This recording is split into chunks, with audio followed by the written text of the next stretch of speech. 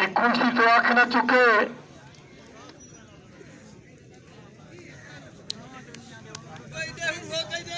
शहबाज पहलवान कारलू पिंड दा पहलवान, ये शौकत गुरमानी है सारे गल का कुश्ती के दीद होए खनी दोवें तेरे बाल डंग पट नहीं छुड़ावनी, कुश्ती कल अरसे में छुड़वानी।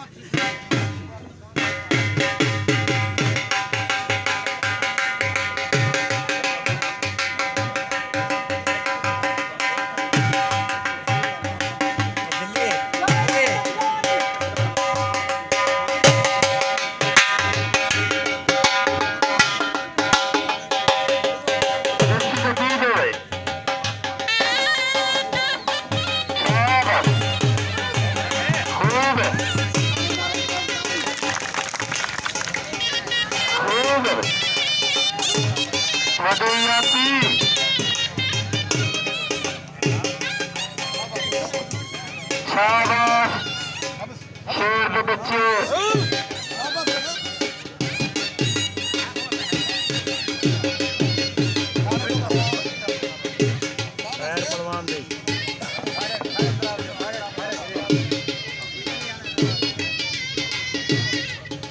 Oh